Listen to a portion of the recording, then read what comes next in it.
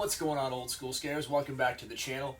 We finished our 31 days of Halloween movie reviews, and if you're like me, you love horror movies, you have debates with your friends all the time over who's the best horror director. So my goal over the next few weeks is to do a series comparing some of our favorite directors' best movies. So we're going to, a versus, if you will.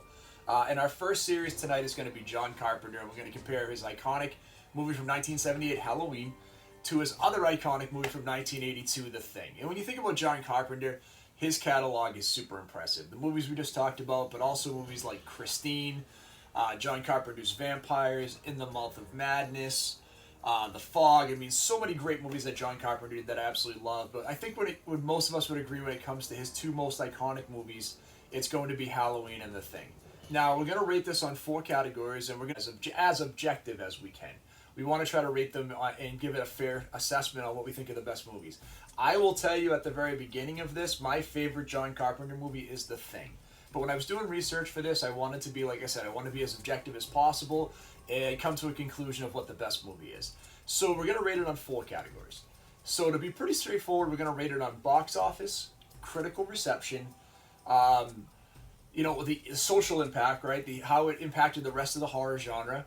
And then we're going to rate it on scares. The last one's a little bit more, subjective. That's kind of my opinion. But the first 3 are pretty easy to go through and kind of judge on. So let's kind of just talk about box office first. So Halloween came out in 1978, and it was this little independent movie that kind of came out of nowhere. No one expected this movie to do what it did. The movie was originally going to be called The Babysitter Murders. They wanted to tie it into a holiday. So it was made on a really low budget of $325,000 with a relatively unknown cast. You had Donald Pleasance, who would play Dr. Loomis for the series until he passed away. You had, Jamie Lee Curtis, who would become a huge scream queen after this, the daughter of Janet Leigh from Psycho, but very unknown at the time. It was their first major movie. And this movie was made on a shoestring budget for $325,000. And it came out of nowhere, and it made a ton of money. This movie made $47 million in North America. Now, this gave Carpenter the ability to make a bunch of other stuff after this, and The Thing was one of those movies that was going to be kind of a big, epic movie for him, and at the time, for a horror movie, had a pretty big budget, at a $15 million budget. Unfortunately, The Thing didn't kind of take off at the time, and we'll talk about critical reception in just a second, but it wasn't as successful. It made back $19 million, so it made a slight profit, but it wasn't a movie that was incredibly successful. This movie did see success later on down the road in the home video market, and we'll talk about that in the end as we get into social impact and societal impact on how these movies did, how important they were. But the reality is Halloween, by a huge margin, takes the win in Category 1 with box office. It wasn't even close. A $325,000 budget, a $47 million box office. This movie kickstarted the slasher genre, kickstarted John Carpenter's career, changed the game with a lot of stuff that happened there. So let's talk about critical reception. When I look at critical reception, I'm going to try to keep it fair. And what I found for most of these movies is I can find a review on Rotten Tomatoes, and I can find a review written by Roger Ebert or somewhere on Roger Ebert's site. So those are the 2 sources I'm going to use for this. And when it comes to Rotten Tomatoes, Halloween has a 96 critic score, and it got a 4-star review from Roger Ebert. He talked a lot about this movie being original, and the critics really liked this movie because it didn't have a ton of gore, and while it had some violence, it wasn't over-the-top violence. It wasn't a ton of blood. There was some nudity, but again, it wasn't incredibly gratuitous like some of the movies that would come on later on down the road. So this movie was loved by critics at the time and audience as well. When you looked at The Thing, this movie was not loved by critics out of the gate. And this was an interesting thing because The Thing right now from critics has an 82 on Rotten Tomatoes, and it got a 2.5-star review by Ebert. Although he liked the movie, he actually gave it a pretty positive review in writing, talking about it being being dark, being very atmospheric, very well made. But this movie started out with really bad critic reviews, and as time went along, people realized this movie was a lot better than people were giving it credit for. And John Carpenter himself said, part of the struggle with this is the movie came out during a recession in 1982. But it was also battling things like E.T., where people were looking at extraterrestrials in a completely different light. After movies that come out like Close Encounters, and you had E.T., and now you had this really kind of old school throwback monster movie into the 50s, where these evil aliens, it just really wasn't set up in a great position at that time to be well respected. Now, all these years later, this movie is loved and universally thought of as one of the best horror movies ever made, including being put into one of the books called 101 Movies You Must See Before You Die. So the movie reception has changed quite a bit from what happened originally. But I would tell you at the beginning, and even still today when you look at it, Halloween still has a better critical reception than The Thing does. So Halloween also takes the nod in this category. When we talk about cultural significance, I'm going to talk about The Thing first. I just told you this movie was listed in 101 movies you must see before you die. And this movie to me has a couple big things going for it. One is amazing directors like J.J. Abrams, Guillermo del Toro, and Quentin Tarantino said this movie was incredibly influential to them, and they are some of the most influential directors of all time. That to me is a huge win.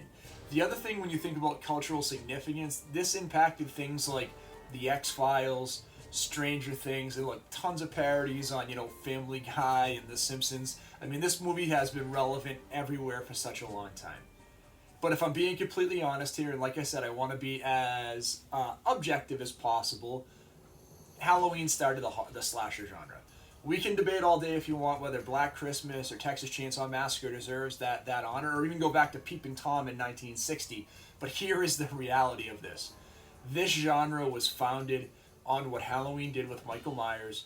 It set the pace for what happened for the next decade and a half of horror movies. And it's still incredibly relevant today, and Michael Myers is still incredibly relevant today. As great as the cast was in both movies, and you had some amazing folks across the board, the reality is the legend of Michael Myers is way more relevant than anything that happened with The Thing. So when you think about significance and relevance, Halloween takes the award on this one.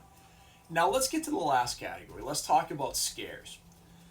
This one to me is a very clear win for The Thing. When I did my 31 days of Halloween horror, horror movie reviews, the thing I talked a lot about with The Thing was legitimately the sense of dread, the sense of isolation, the sense of terror.